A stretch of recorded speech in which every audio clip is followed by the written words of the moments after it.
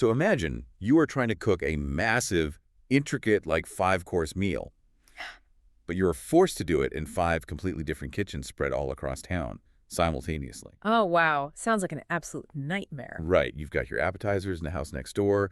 You're sprinting 10 blocks to check the main course in a different oven, and you are desperately trying to remember which kitchen you actually left the salt in. Yeah, you'd burn the whole thing down. Exactly. It is a guaranteed recipe for burning the entire thing down, and that exhausted, scattered, adrenaline-fueled feeling. That is the exact daily reality for anyone managing modern social media without a centralized system. It really is. Which is why we are here. Welcome to another deep dive. We are officially on episode 22 of our series, Data Designed with Mokkup. And today, for all of you listening, we are tackling how to build the ultimate social media dashboard. Because, I mean, let's just face it, the fragmentation of platforms right now is the real crisis facing anyone trying to scale a digital presence today. Oh, absolutely. Whether you're a business owner, a strategist, or just trying to understand digital marketing, the sheer volume of data being generated across, Instagram, Facebook, X, TikTok, it isn't just overwhelming. It actively works against you if it remains siloed in those native apps. Yeah, we are well past the days of just posting a nice photo and, logging off to see what happens. Yeah, way past. The burden now involves this highly orchestrated content strategy, hyper-targeted scheduling, active community management, and rigorous analytical monitoring. And you're doing all of that concurrently. Which is, well, it's exhausting. Every time you switch from the TikTok Analytics tab over to, say, Facebook Insights, your brain has to recalibrate to an entirely different layout. Right, different reporting structure, different data definitions. Exactly. And that friction drains the strategic energy you should be using to actually analyze the campaign. Yeah. This is why the social media dashboard is no longer a luxury. It is the fundamental infrastructure of digital marketing. It takes all those disparate kitchens and builds you a single, unified control center. A hyper-efficient one, yeah. But getting to that unified control center is where I see a lot of teams they run right off the road. Oh, completely. They realize they have a data problem, so they grab every single metric they can find and just throw it into a tool. But having a mountain of raw data is essentially like having an uncalibrated compass. I love that analogy. It might have all the magnetic pull in the world, but without the dial to contextualize it, it just spins uselessly. Yeah. So we have to define the objectives first. That is the critical first phase. You have to determine what metrics actually serve your specific campaign architecture. Because the instinct is to track absolutely everything. Of course it is. More is better, right? Right. But tracking everything just creates analytical paralysis. You need to align your chosen platform, whether that's a sophisticated analytics tool or a customized integration, with the specific social channels that actually drive your business. Let's look at a highly specific use case from our sources that highlights this perfectly. TikTok affiliate marketing. Oh, that's a great example. If you are a creator leveraging TikTok's viral engine, you are likely partnering with multiple affiliates to amplify your monetization. Which is a highly effective strategy, but it generates an incredibly messy, fragmented web of data. Yeah. You have dozens of affiliates posting at different times, driving completely different volumes of traffic. If you are trying to measure the ROI of those individual partnerships by manually checking native TikTok analytics, You're going to lose revenue. exactly, you will lose revenue. Bringing all of those specific affiliate conversions into one unified dashboard view is the only way to accurately track performance and optimize those relationships in real time. And that brings us directly into the territory of key performance indicators. Now, we know the baseline metrics. Nobody tuning into this deep dive needs us to define, what a click-through rate is. Right. Our listeners know the drill. But wait, let's unpack this one thing, because I constantly see people getting tripped up here. What is the actual difference between reach and impressions? So a lot of people, they sound like the exact same thing. It's a really common point of confusion, actually. So reach is the number of unique people who saw the content. Okay, unique viewers. Right. While impressions are the total number of times the content was viewed. So if one person scrolls past your post 5 times, that is 1 for reach, but 5 for impressions. Oh, got it. Okay, that makes total sense. But where I constantly see marketing teams failing isn't just in defining those metrics. It's in how they weight them against their actual business objectives. And that is the most dangerous trap in digital marketing, the seduction of vanity metrics. Yes. The vanity metrics. I mean, 1 million impressions on a post feels like a massive victory. It looks great on a slide deck for the executives, but those impressions are completely useless if your conversion rate is flatlining. Right. The dashboard's job isn't to be a mirror for your vanity. Its job is to expose the specific friction points between an initial impression and an actual realized conversion. If your CTR is sky high, but literally nobody's buying the product, a bad dashboard just says, hey, great job on the clicks. Yeah. But a well-designed dashboard contextualizes that CTR with your on-page bounce rate. Yeah. It immediately tells you, look, your social copy is writing a check that your landing page cannot cash. Precisely. It shifts the conversation from what happened to why did it happen. And this connects directly to how you measure your ultimate return on investment. Yeah. Because social media marketing is an expenditure of massive resources. By tightly monitoring your cost per click alongside your cost per conversion, you identify exactly where your capital is bleeding. So high acquisition costs eat into profitability, while unusually low costs might indicate an under-leveraged audience segment you need to hit harder. Exactly. It tells you where to pivot.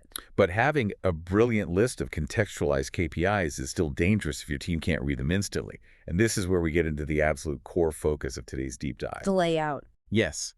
If you just dump those highly strategic metrics onto a blank screen, it becomes a wall of math. You have to intentionally design how that data is visually consumed, which means we have to talk about wireframing your layout, specifically using a tool like Mokkup.ai. Wireframing is the architectural blueprint phase, and using a specialized dashboard wireframing tool like Mokkup is what separates a truly actionable dashboard from just, a cluttered spreadsheet. Right.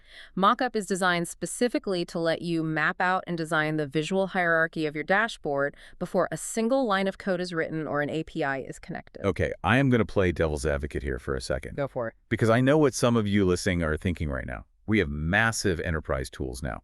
Power BI, Tableau, Looker. You plug your data streams in, and they will algorithmically auto-generate dashboards for you. They will, yeah. So why on earth would a team add an entirely separate workflow step to wireframe a layout in Mokkup first? Can I just use a giant colorful spreadsheet or let the BI tool do it?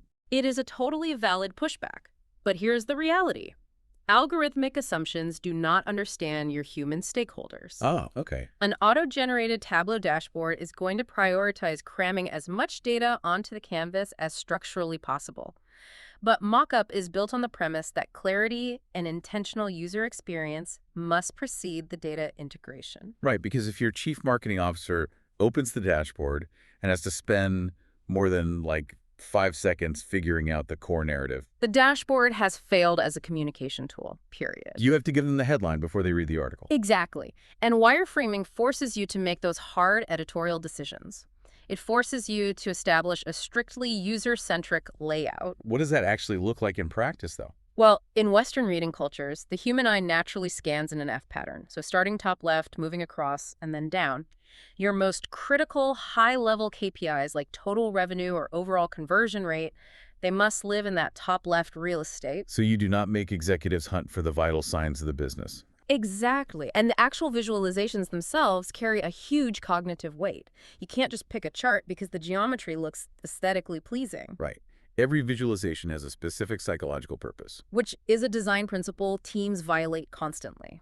Take the pie chart, for example. The human brain is actually terrible at visually calculating differences in angles and area. Oh, really? Yeah. If a pie chart has more than 3 slices, it becomes incredibly difficult to quickly decipher which proportion is actually larger. Wireframing and Mokkup allows you to catch that UX flaw early and swap it for a horizontal bar chart. Which the brain can read and compare instantly. That makes so much sense. Or think about the classic manipulation of the line graph. Oh, yeah. If you place a line graph tracking a minor dip in engagement right next to a massive bold red number tracking ad spend, the viewer's brain automatically links them. Even if there's no correlation. Exactly. A poorly placed line graph can actively mislead a stakeholder into cutting an ad budget because the visual hierarchy implied a connection that just didn't exist. That is exactly why wireframing your layout is so vital. It lets you test that visual narrative before it goes live. And it extends to your color scheme as well. A dashboard should look like a professional control panel, not a kaleidoscope. No neon green and hot pink flashing everywhere. Please, no. You use cohesive, contrasting colors to separate distinct data sets, but you must wield color with intent. If you use bright red for your brand's primary aesthetic color, but red is also the universal psychological signal for danger or revenue loss. You're going to give your analytics team a daily panic attack. Exactly. Intentional design over algorithmic clutter. And wireframing also lets you map out the interactive elements, ensuring the design is responsive and allows for drill downs. Because the dashboard is not a static PDF. Right. Your wireframe needs to account for how a user will actually filter the data. If a manager is looking at a massive spike in traffic, they need to know exactly where to click to drill down into the specific geographical regions driving that spike. Planning those interactive pathways ensures the final tool is actually explorable. Okay, so we've built the engine. We have a stunning, psychologically optimized, user-centric blueprint mapped out in Mokkup. But a blueprint doesn't drive the car. We have to wire it up and make it a live, breathing organism. Which brings us to automating the data collection. This is where you transition from the wireframe into your BI tool, linking your actual social media accounts using APIs so the data flows automatically. And while connecting APIs is pretty standard practice for most data teams now, the strategic philosophy behind how you pull that data is where things get really interesting. It really is. If you do this right, you fundamentally shift your team's role from data gatherers to data strategists. You're no longer wasting your Tuesday morning hitting refresh and manually copying metrics into a massive document. The dashboard does it for you, so you can actually focus on analyzing the insights. Exactly. Automation provides a reliable, sanitized flow of data. It prevents the inevitable human error of manual entry. Furthermore, a dashboard has to normalize that data. What do you mean by normalize? Well, think about it.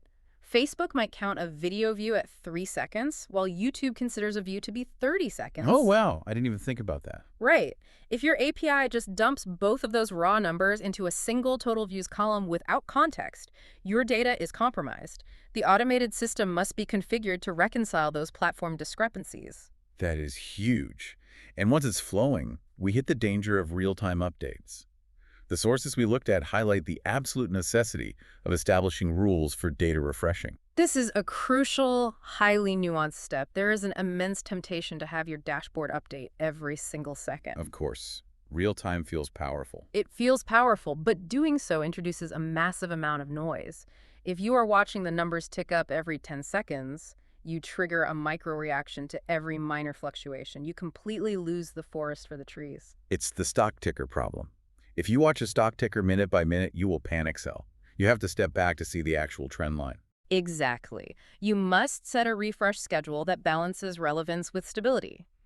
You have to allow enough time between data pulls to actually spot meaningful patterns. And there's a very practical infrastructural tip here too, right?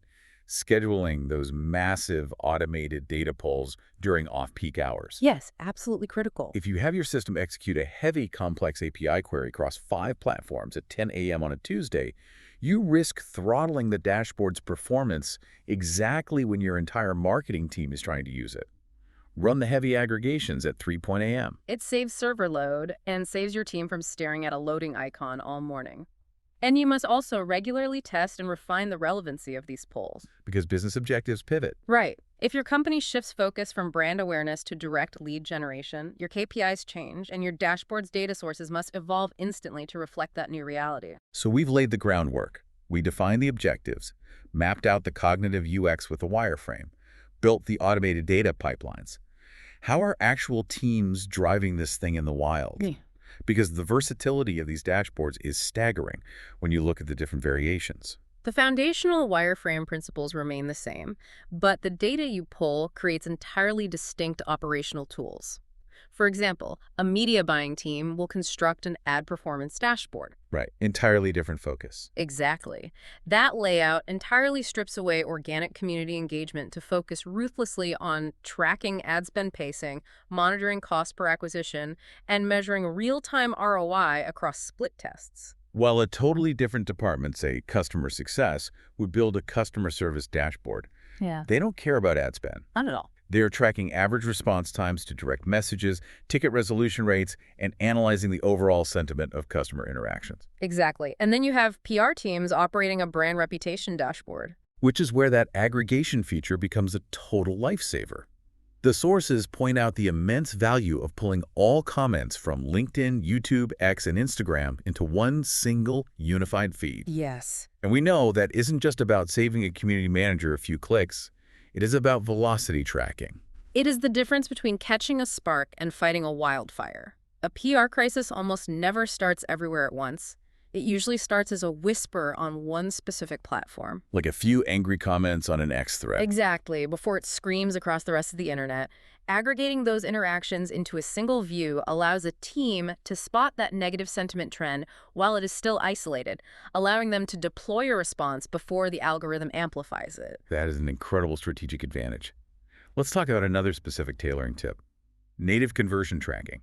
You don't just rely on the social platforms telling you what they think happened. No, you can't. You define what a conversion is internally, set it as a goal in Google Analytics, and use UTM parameters on your specific calls to action. Then, you pull that definitive Google Analytics data directly back into the dashboard. That closes the attribution loop completely. It proves exactly which specific link in which specific post actually drove a qualified lead to the website. It bypasses the sometimes, murky attribution models of the social platforms themselves. And one of my absolute favorite UX features for these dashboards, embedding native video playback right inside the layout. Oh, it is a brilliant usability upgrade.